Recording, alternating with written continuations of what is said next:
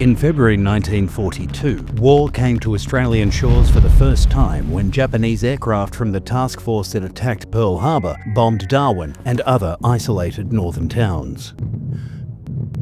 235 people were killed, hundreds were wounded. There was more to come. On May 31, 5 giant Japanese submarines gathered 7 kilometres off Sydney. 3 carried Japan's most secret weapon, a midget submarine. The other 2 each carried a spy plane. Reconnaissance flights over Sydney Harbour, filled with US and Australian Navy vessels, were executed totally without detection. The Australians had no inkling that an attack was imminent. This was no suicide mission, but death seemed likely for the 3 two-man crews of the midget submarines. The electric midget subs were a dangerous secret weapon. Just 78 feet long, each carried 2 full-size torpedoes. Behind the torpedoes were scores of batteries. The control room was just 2 meters long and 2 meters in diameter. There were more batteries in a rear compartment. Then the electric motor driving twin propellers. At 23 knots full speed underwater, the batteries would be flat in 2 hours. At 2 knots, they might last 12 hours. If they were lucky. Time was always running out. The midgets were hard to control. Unusual for a submarine, there were no forward control planes. Control was by the stern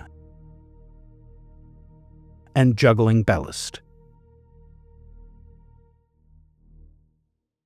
The crews had their hands full keeping it level and on course. Their only view of the outside world was through a periscope. As night fell, around 5 p.m, the 3 midgets, known as M22, M24 and M27, with 6 torpedoes between them, were launched. They were unable to talk to each other. Slowed by rough seas, all 3 fell well behind schedule. Midget M27 was first to arrive at the harbour entrance. M27 slipped through a gap in the incomplete boom net and collided with the western pile light at George's Head. This was not in the battle plan. M27 reversed away and backed into the net. Its propellers tangled. The bow rose above the surface and was seen. For 2 hours, no one believed it could be a Japanese submarine. Maybe it was a mine. Next midget to arrive was M24. M24 passed through the same gap in the net, past the trapped M27, heading towards the main harbour. Rounding Bradley's Head, USS Chicago's stern came into view. M24 was spotted by crew on Chicago and dived to avoid gunfire. An Australian minesweeper joined in, not sure what it was firing at. Back at the western pile light, experts have agreed that the metal object stuck in the net might be a Japanese submarine. To avoid capture, the crew of M27 fired a demolition charge. Both men died instantly. There was little doubt now that Sydney was under attack. Confusion and panic took hold, with the extent of the attack unknown. The 3rd midget, M22, under the control of Lieutenant Matsuo and crew Suzuku, arrived many hours behind schedule. Just inside Sydney Heads, a patrol boat saw and rammed them. M22 crash-dived and hit the rocky bottom. The bow cage was bent out of shape. Matsuo waited quietly on the bottom, unaware that the crushed bow cage will prevent him from firing his 2 torpedoes. Meanwhile, a kilometre away in the main harbour, M24 was astern of USS Chicago, lining up for a difficult shot. The first torpedo passed down Chicago's port side and sank HMAS Kuttabul, an old wooden ferry used as a dormitory. The blast killed 19 Australian and 2 British seamen. The second torpedo ran down Chicago's starboard side and went harmlessly aground.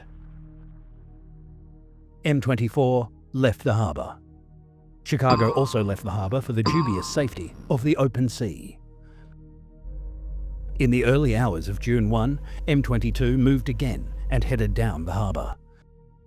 Unable to find USS Chicago, Matsuo chose the Australian cruiser HMAS Canberra. Matsuo's first torpedo travelled just 1 metre, jammed by the bent bow cage. Matsuo couldn't have known what the problem was. The second torpedo also jammed. M22 looked for a safe place to investigate. A patrol boat spotted them in Taylor's Bay. Submerging provided no hiding place. M22 was depth-charged.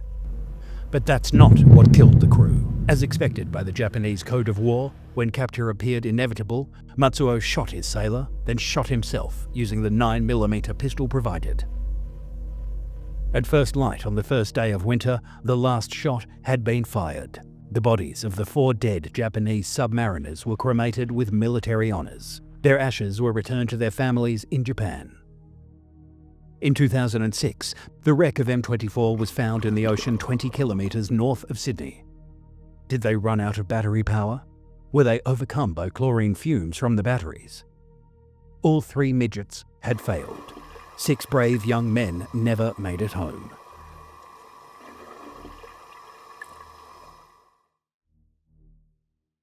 The 2 severely damaged midgets sunk in Sydney Harbour were displayed as trophies.